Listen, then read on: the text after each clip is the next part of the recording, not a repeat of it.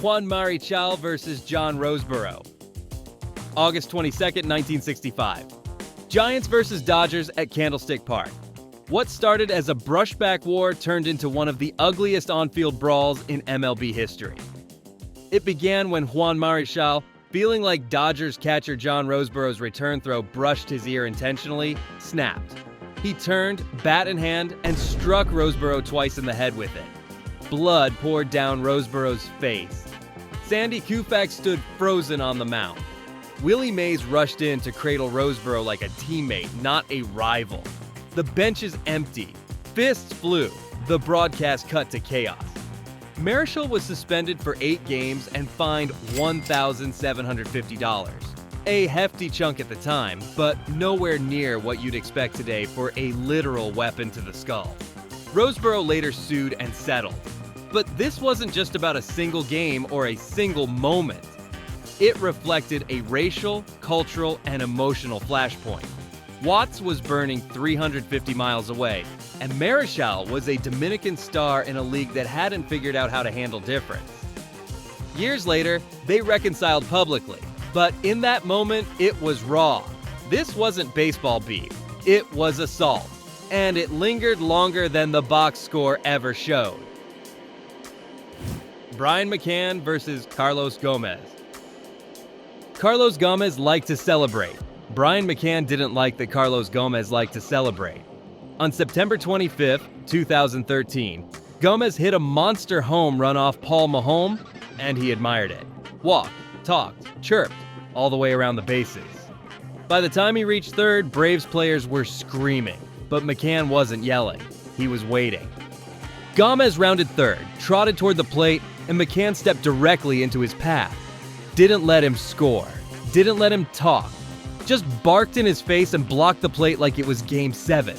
Benches cleared, elbows flew, but that moment, the literal body check of baseball etiquette, became the defining image.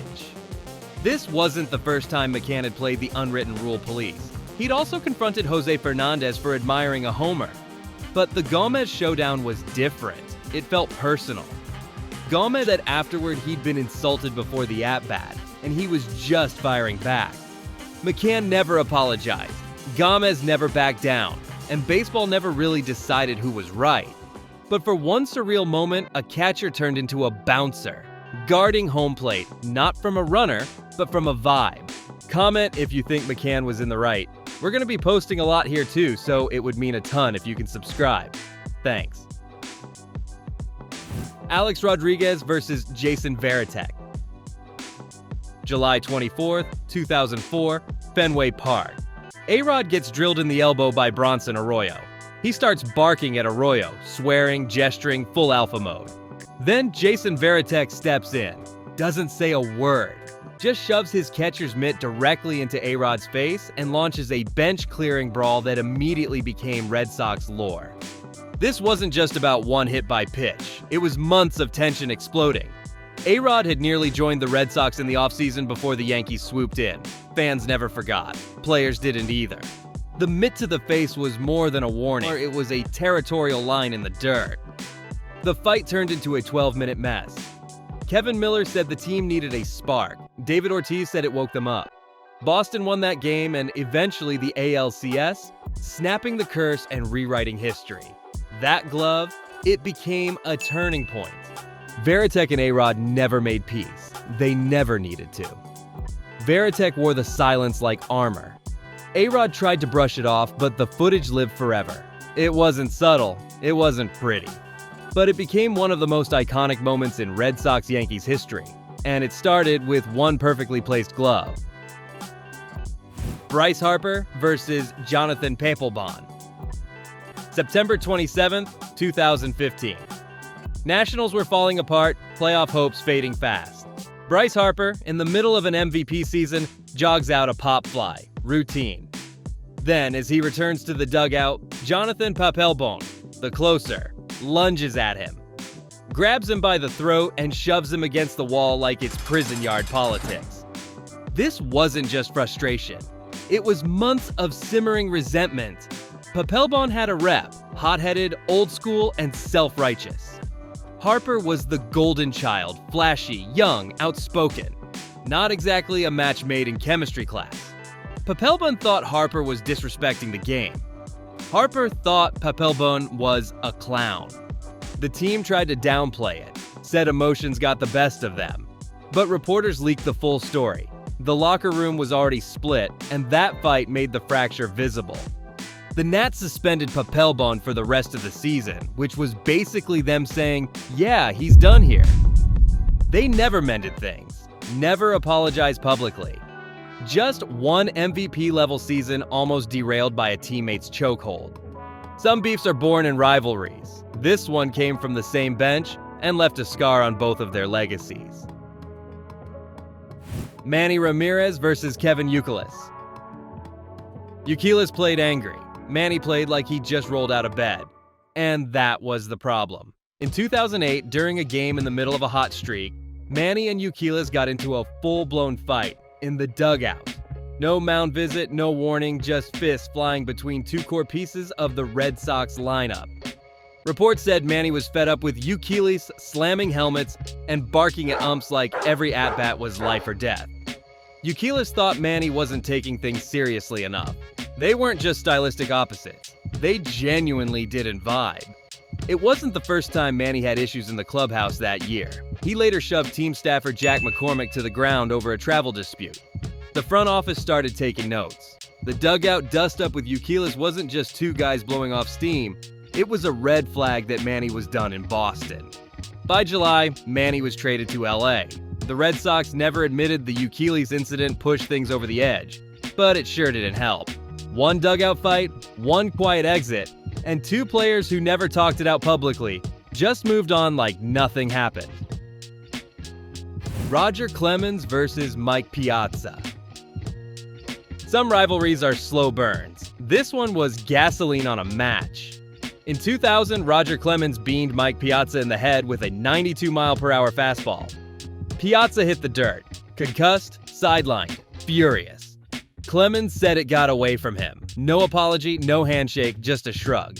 Then came the World Series. Game 2. Piazza's bat shatters on a swing. The barrel skips toward the mound. Clemens picks it up and chucks it at Piazza. Not toward the dugout, toward him. Piazza stops mid-jog, stunned. Benches start spilling. The stadium's roaring. Clemens somehow claims he thought it was the ball. Nobody bought it. Not Piazza, not the Mets, not anyone watching. These weren't just two guys in a spat, it was a culture clash. Clemens, the old school fireballer with a god complex. Piazza, the power-hitting face of Queens. Clemens saw a threat, Piazza saw a target on his back. No punches thrown, but the loathing was visible. Piazza said later that Clemens was a complete psycho. Clemens never owned it, never tried. No closure, no forgiveness. Just one of the weirdest, most tense two-man feuds ever to split a Subway Series in half. Pedro Martinez versus Karim Garcia. October 2003, ALCS, Yankees versus Red Sox. The series already felt like a bar fight waiting to happen. Then Pedro Martinez threw a pitch behind Karim Garcia's head. Garcia took it personally, so did the Yankees dugout. Benches cleared, umpires huddled, and both teams simmered under the surface. It didn't stop there. Later in the game, Garcia slid hard into second base, spikes up. Boston retaliated. The tension finally boiled over in the bottom of the fourth. Yankees bench coach Don Zimmer, 72 years old, charged Pedro. Martinez sidestepped and tossed him to the ground like a bar stool. It looked bad, real bad. But it wasn't Zimmer who started it. It was Garcia and Pedro, staring daggers, daring each other to blink. Afterward, Garcia said Pedro was a coward. Pedro said Garcia was a nobody. The feud wasn't deep, but it was explosive. Pedro was peak Pedro, unapologetic, dominant, and emotionally flammable. Garcia was an easy target and knew it. This wasn't a rivalry that simmered for years. It was gasoline, a lighter, and national TV. Nobody apologized. Nobody walked it back. Just smoke, tension, and one of the wildest moments in ALCS history. If Pedro tossing Zimmer lives in your highlight reel of all-time playoff chaos, subscribe. And comment who really started it. Pedro or Garcia. Carlton Fisk versus Thurman Munson. August 1st, 1973, Yankees at Red Sox, top of the ninth, tie game. Thurman Munson breaks for home on a squeeze play. Carlton Fisk blocks the plate, takes the throw, and tags him out. But Munson doesn't stop. He barrels into Fisk like a linebacker, toppling him in a collision that turns into an all-out pileup. Fisk throws elbows. Munson won't get off him. Felipe Alou, still running, tries to score mid-chaos. The bench is clear before the dust settles. This wasn't just a hard play. It was a cultural referendum. Red Sox versus Yankees. Blue-collar Ohio versus blue-collar Vermont. Catcher versus catcher, neither willing to back down. Munson saw himself as the heart of New York. Fisk, the soul of Boston. And they hated how alike they were. The rivalry kept simmering. Even years later, Fisk would call out other players, like Deion Sanders, for lacking respect, invoking Munson's name in contrast. He never forgot who started the war. Munson died tragically in a 1979 plane crash, but the tension never got a chance to fade naturally. This wasn't just a collision at home. It was two guys fighting for their team's dignity with fists, not words. And neither ever said sorry. A.J. Pierzynski versus Michael Barrett. May 20th, 2006, Cubs versus White Sox at U.S. Cellular Field. A.J. Pierzynski barrels into home plate, slams into Michael Barrett, slaps the plate, and pops up screaming like it's the playoffs. Barrett doesn't say a word. He just stands, stares, and punches A.J. right in the jaw. Clean, no warning, just cold-cocked him. Bench is clear. Chaos erupts. Players crash into each other, fans cheer like it's wrestling, and for a moment, nobody cares about the actual score. Pierzynski gets dragged off, smiling the whole way. Barrett gets ejected, suspension pending. This wasn't a long-standing feud. This was one moment, two egos, and a pile of bad vibes. But it fit. Pierzynski was already one of the most hated guys in the league, known for chirping, smirking, and never shutting up. Barrett was the opposite, quiet, steady, and over it. When asked afterward if he was surprised by the punch, Pierzynski said, "I've been hit harder." Classic AJ. Barrett later apologized, but the damage was done. Cubs-Sox beef wasn't new, but this made it personal. This wasn't just a brawl. It was a catcher-on-catcher crime scene, and it made Pierzynski even more of a villain. Exactly how he liked it. Yadier Molina versus Brandon Phillips. August 10th, 2010. Reds versus Cardinals. First place on the line. Brandon Phillips steps up pregame and calls the Cardinals little bitches, just casually, into a reporter's mic, for the record. Next night, first inning, he taps Yadier Molina's shin guards like always. Baseball tradition. Molina doesn't move, doesn't smile, just stares him down and says, "Don't touch me." That's all it took. Words fly. Bench is clear. Full-on brawl spills into the backstop, with Reds pitcher Johnny Cueto kicking wildly against the netting. He actually spikes Jason LaRue in the head. LaRue's concussion later ends his career. This wasn't your average dust-up. It turned into a blood feud. The teams traded shots in the media. Tony La Russa called Phillips gutless. Dusty Baker defended his guys. The NL Central got way meaner overnight. Phillips never backed down. Molina never forgot. And the rest of baseball watched two teams spiral into pure hatred off one quote and one tap too many. Baseball remembers the fights. This one left real scars. Zach Greinke versus Carlos Quentin. April 11th, 2013. Dodgers versus Padres. Bottom of the sixth. Greinke on the mound, Quentin at the plate. The count's full. The pitch hits Quentin in the shoulder. He doesn't hesitate. Just charges the mound like he's chasing a debt. Greinke braces, but not fast enough.